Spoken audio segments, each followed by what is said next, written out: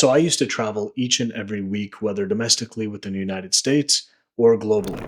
And the Amex Platinum, priceless card, I tell you, priceless. But the question is, with a $695 annual fee, if now I'm traveling every other month, basically like 6 times a year, let's say on average, is it really worth keeping it in general? To me, there's a lot of different ways we could break this down. And I would look at it from step one. What is that sunk cost? In other words, what is the value I could be receiving, which would have been helping me to negate this annual fee and come out ahead by just traveling in general in terms of flying specifically? And then the inverse of what else is left in terms of the advertised $1,500 plus and credits and benefits that the Amex Platinum has, and how are we netting out? So if you're in the situation where you're like, hey, I'm not traveling as much, so is it even worth it for me to consider? Well, surprisingly, I'm now in this situation, so I'll share my personal experience, and if it suits or fits into your situation, then that's kind of a perspective for you to understand for yourself. Do you even want to get the platinum? Do you want to keep the platinum? Do you want to consider another action, etc.? So with that, let's get straight into it. This first one's one of my favorite perks, where it's access to Delta Sky Clubs, where essentially being based out of Atlanta and at the Atlanta airport, there's basically a Sky Club for each and every terminal. And back in the day, I literally would go to multiple of them for no reason at all, just like literally no reason, just because we could, right? And I was a lot younger, back in the day, and it was like the initiation of everything, points, miles, credit cards to earn like miles and travel the world and all the greatest things, right? So with that said, now at the time of recording, there's a maximum of 10 visits per year, and only if you book above the level of basic economy, which compared to then to now, you could say it sucks, and that's kind of true. At the same time, it's just wonderful because it's not about just the fact that it's like a Delta Sky Club specifically. It's because it's like a lounge where, whether it's before you're flying or you have a layover or you get delayed, it's just that concept, which it's super, super priceless in its own fashion. And what I will say on top of that is a fun fact, where apparently it's illegal to take anything from the lounge and leave it, leave from the lounge with it. And I don't really, I would never believe it, but apparently that's the truth. But I've been offered, snacks and whatnot, like, oh, okay, take it to go, it's okay. Or I'll tell them, hey, I'm taking 4 to 6 of these chips back. It's because I can. And it's like, okay, yeah, sure, no problem. So, anyways, officially it's illegal, but, what have us. So with that, let's keep it going. The second one, just taking a step back, like physically speaking, like before we get into the lounge, it comes to like everything security. And when it comes to like TSA pre-check and global entry, there's credits for you to get like expedited access when you're in the security line at the airport. And I'm guilty of, signing up for this. Basically, the application fee is what the credit goes towards, but then you still got to show up for your appointment. And then, like, when you are approved, then you get these credentials. So, anyways, I've used the credit, and not just on this card, but others, and I've never gone to the appointment, and that's neither here nor there. But if I had this, then I would have faster, airport security access. But the way I've circumvented it is through a different credit on the Amex Platinum known as Clear. And Clear's headline is basically like, hey, you can fast pass through a line, whether it's at like the airport, or let's say there's a sports event at some stadium, then maybe if they have these Clear stands, because of Clear, you're able to kind of expedite yourself, because it's basically biometric kind of facial recognition as well as like fingerprints. So with that, you're able to bypass lines not just at the airport, but in general. And for me, it's been super, super clutch when needed. And so if I am traveling and I didn't have Clear, there are times I physically would have missed my flights 100% guaranteed. And from there, now that we're back, let's say past security and into the airport, kind of the same point about lounges, but with the Amex Platinum, you also have access to Amex's specific line of lounges. They're known as the Centurion lounges, which nowadays there's other kind of big, players like the Capital One Venture X, where they have their own lounges, and the Chase Sapphire Reserve, where they have your Chase Sapphire lounges. So the point being that in general, that those lounges are great, but there's only so many, right? There's more, let's say, airports and Amex Centurion lounges, which mathematically makes sense.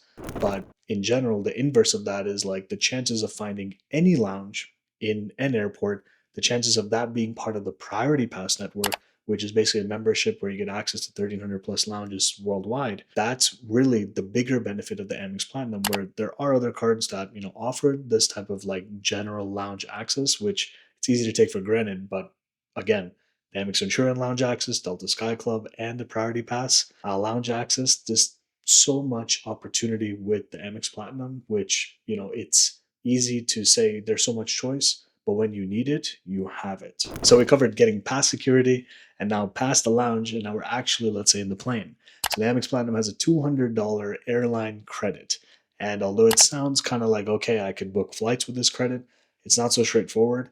It's meant more for incidental fees, such as paying for baggage or upgrading seats, for example, or picking a seat in terms of like seat selection if I want to sit in this specific spot. And whether it's, an upgrade or not, it could just cost X amount of money for a certain carrier. And the way it works is you got to pick your airline specifically at the beginning of the year, essentially, and it's kind of locked in. There are ways around it, but the point is that it seems kind of more strict than not. And for me personally, like, do I really value it at 200 bucks? Not necessarily. Have I paid for, having a, bigger seat on coast to coast flights to go from like economy to comfort plus for like 100 bucks? Like, I would pay that out of pocket, let's say in a whole year, even once, like, sure, right?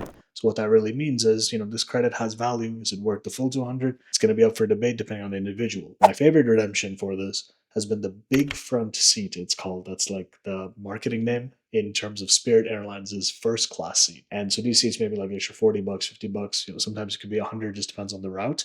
And it really is like that feeling of like a big front seat. So with that, let's keep it going. There's a lot of ways to earn credit card points, and the Amex Platinum, it does a really nice job at earning points on flights at 5x membership reward points. That's Amex's currency name per dollar spent. What it doesn't do a great job at is earning points on grocery, dining, gas, and like normal expenditure, like daily. And I get it, there's a bigger game of Amex's ecosystem than having the platinum versus like other cards within the, same kind of setup. So you can have more points as you have more cards, more annual fees, all that stuff, right? But in general, it's easy not to miss the 1x everywhere you're going to get on basically every single type of expenditure except a couple of categories. With these being basically the main points of like what we're not going to be getting each and every year because we're, let's say, not flying as much. But again, flying every other month, we could definitely be getting all of this value. It's not like we can't. But this question really is to solve like, what if you're not flying also? Like, what would that look like, right? So, sure, right? You get into a delay or an extreme delay, there's going to be, Amex Concierge, where because you have the platinum, maybe you have better, let's say, trip delay insurance, or if you lose your baggage or stuff like this, right? But those are like the edge cases which we hope we never need to actually claim against insurance or take advantage of those benefits because they're more a pain than, it's not like you're getting richer by losing your stuff and getting reimbursed. You could, but like, let's not talk about that kind of super edge case. And so now coming to what value I'm actually getting by still spending the 695 bucks, here it is. We've been talking about passing security faster. We've been talking about what happens after security in terms of the lounges and flying. But there's a step of how do you even get to the airport in the first place? And in general, with Amex Platinum, you have a $200 Uber credit where it's 15 bucks each and every month. And in December, you get 35 bucks. So if you do that math, 15 times 11, 165 plus 35 is 200 bucks in terms of your Uber credit. It can be used for Uber in terms of the transport or Uber Eats, just however you want. And it is a credit I get full value from because whether it's Uber, whether it's just picking up by my local whatever, full value of this credit for sure. So let's say that's 200 bucks or the $695 annual fee. And let's say now we have 495 to go. The Amex Platinum comes with a $240 streaming credit. The streaming credit is basically distributed in terms of $20 per month. And it can go towards, in my case, it's for the Disney bundle. So like Hulu, ESPN, and Disney Plus. And it's more than 20 bucks. But like if we're going to pay for it anyways, the credit is being utilized in its full kind of maximum amount. And so from there, $200 Uber, 240 for the streaming credit, that's 440. And so 695 minus 440 is going to be $255. And here's the next item. This one's going to be depending on the individual, where there's a specific use case where Walmart Plus is an advertised benefit of the Amex Platinum, where you get like $155 plus in value and whatnot, where in general, it's going to really depend like what value are you getting from Walmart Plus, right? Like as a membership. And in general, because Paramount Plus surprisingly is free when you have Walmart Plus, that's like a benefit. But what I really pay for Paramount Plus, like separately as like some 7, 8, $10, whatever a month out of pocket, and I'm like really wanting to watch Paramount Plus, not necessarily. So it's like a cherry on top, but it's not something I'm like, aiming towards. With that said, if you shop at, let's say Sam's Club, even if you don't have a membership, there's these gas stations that exist. And the gas stations, Sam's owns Walmart, so then basically you can get gas at a cheaper rate instead of going to like the local gas station. And so even if you're saving, let's say, and this is like my situation, so like 10 cents a gallon, right? For example, and 15 gallons per week, so basically $1.50 in savings. It doesn't sound like anything, right? But $1.50 times 50 weeks is $75.